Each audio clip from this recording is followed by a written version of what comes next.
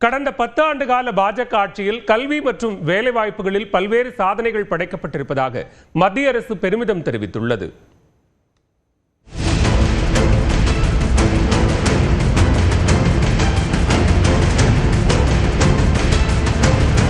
இந்தியாவிடம் இளைஞர்கள் மற்றும் ஜனநாயகம் ஆகிய இரு எல்லையற்ற சக்திகள் உள்ளதாக உலகம் ஒப்புக்கொண்டுள்ளதாக பிரதமர் மோடி ஏற்கனவே கூறியிருந்தார். இளம் தலைமுறையினரின் திறன் மேம்பாட்டிற்கு மத்திய அரசு பல்வேறு நடவடிக்கைகளை மேற்கொண்டு வருகிறது.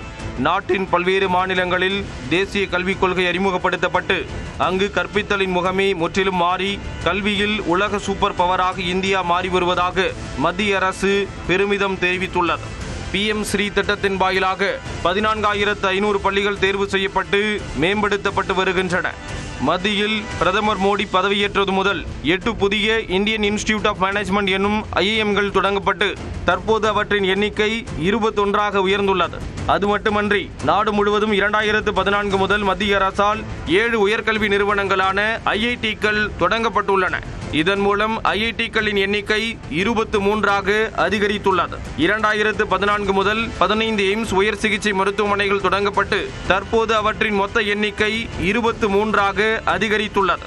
மேலும் 780 அலோபதி, 323 பல் மருத்துவம் மற்றும் 942 ஆயுஷ் மருத்துவ கல்வி நிறுவனங்கள் உட்பட 2045 புதிய மருத்துவக் கல்லூரிகள் திறக்கப்பட்டுள்ளன. 93,217 மருத்துவ இடங்கள் கூடுதலாக அதிகரித்துள்ளன. அது மட்டுமன்றி 490 புதிய பல்கலைக்கழகங்கள் தொடங்கப்பட்டுள்ளதாக மத்திய அரசு தெரிவித்துள்ளது. கல்வியில் புதுமைகள் புகுத்துவதுடன் PM கௌஷல் விகாஸ் யோஜனா திட்டத்தின் கீழ் 1.63 கோடி இளைஞர்களுக்கு திறன் மேம்பாட்டு பயிற்சியை மத்திய அரசு வழங்கியுள்ளது. இதன் மூலம் பல்வேறு புதிய வேலைவாய்ப்புகள் இளைஞர்களுக்கு கிடைத்து வருகின்றன. அதற்கு உதாரணமாக தொழிலாளர் வருங்கால வைப்பு நிதியில் 2020 ஏப்ரல் முதல் 28 வயதுக்குட்பட்ட 3,45,00,000 பேர் சந்தாதாரர்களாக ஆகியிருப்பதை சுட்டிக்காட்டியுள்ளது மத்திய அரசு. நாட்டில் ஸ்டார்ட் அப் நிறுவனங்களின் எண்ணிக்கை வேகமாக அதிகரித்துள்ளன. 10 ஆண்டுகளில் 1,60,000 ஸ்டார்ட் அப்புகள் உருவாக்கப்பட்டு 17,60,000 வேலைவாய்ப்புகள் உருவாக்கப்பட்டுள்ளன.